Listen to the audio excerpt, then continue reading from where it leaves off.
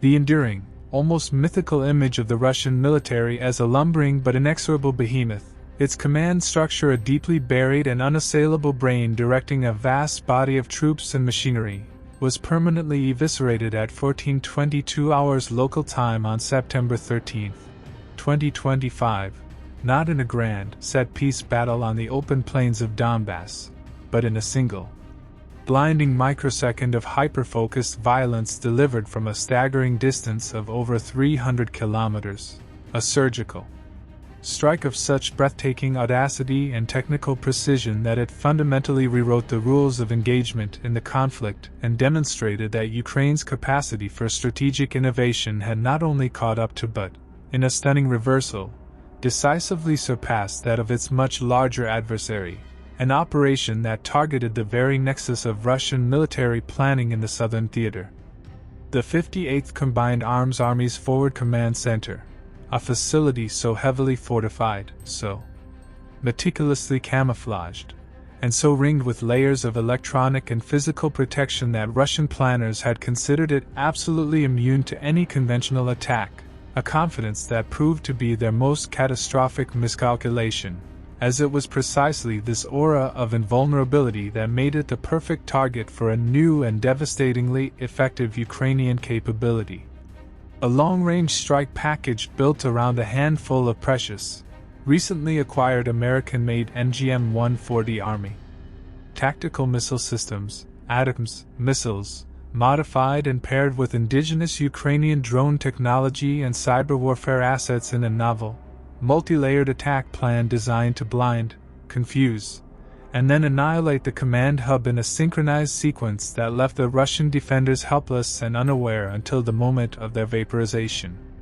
The planning for this strike, codenamed Operation Valkyrie's Gaze,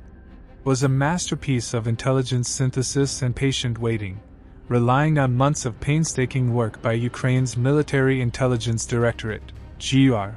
which had painstakingly pieced together the location of the bunker complex not through satellite imagery, which showed nothing but an innocent-looking forested area near the occupied city of Melitopol, but through a brilliant and relentless campaign of signals intelligence. SIGINT, and human intelligence, HUMINT, every encrypted radio transmission, every microwave data link, every fiber optic cable buried just a little too shallowly, and every careless comment from a rotated soldier about the special facility near the old tractor factory was collected, analyzed, and cross-referenced until a precise digital map of the facility, its power sources, its communication trunks,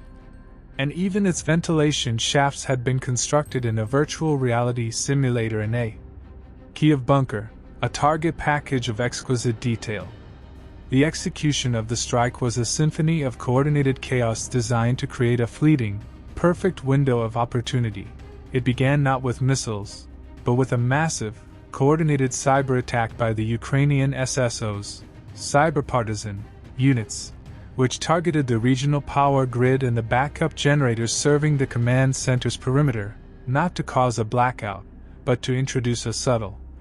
almost undetectable flicker in the electrical current, a fluctuation just significant enough to trigger a pre-programmed, automatic 90-second reboot sequence in the facility's primary early warning radar and electronic warfare suite, a known vulnerability in the Russian system that Ukrainian hackers had discovered and weaponized. As the Russian radar screens went momentarily dark and the electronic countermeasures that could spoof incoming missiles flickered offline, the second element of the plan activated. A swarm of over 50 low-cost, decoy drones, modified from commercial models and fitted with radar reflectors to mimic the signature of larger aircraft, was launched from positions all along the southern front. Their flight paths calculated to swarm towards the command center from multiple directions, creating a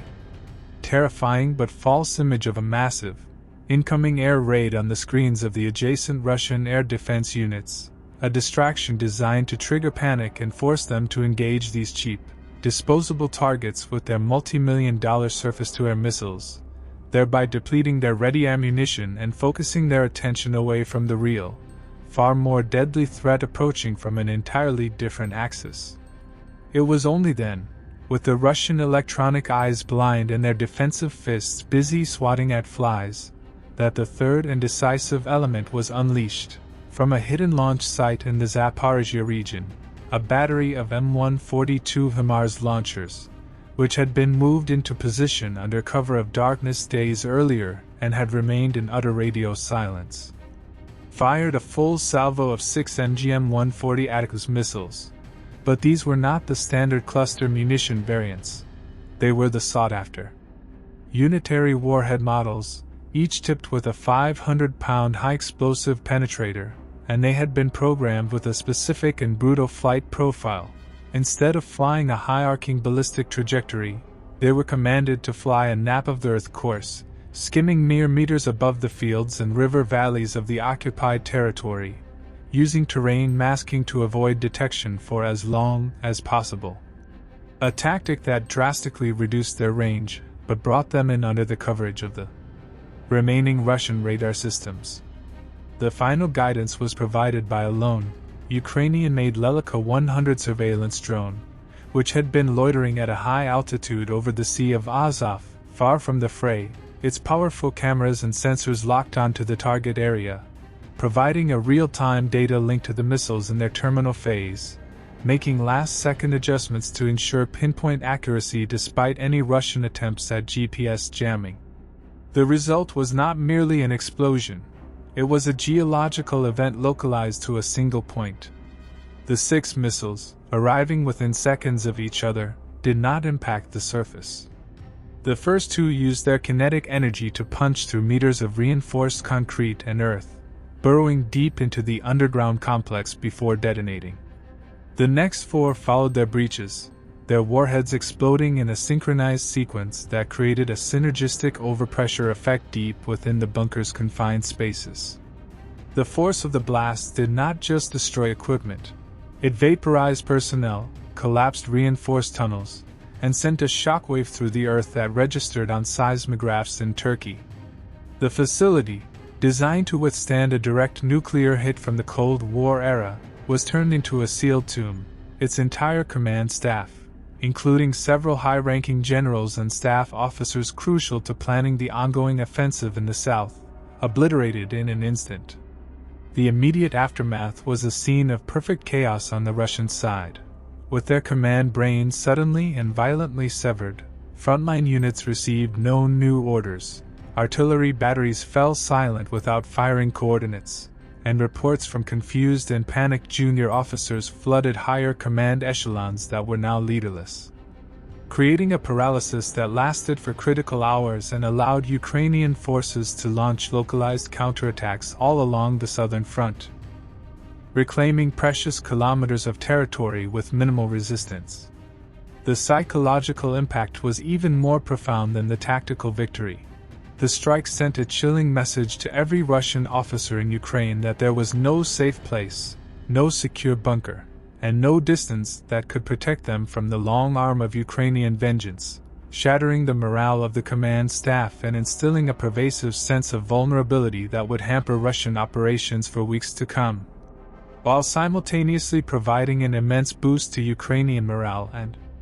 proving to its Western allies that their advanced weaponry was not only being used effectively but was being integrated into a truly innovative and devastating form of 21st century warfare, a combination of intelligence, technology,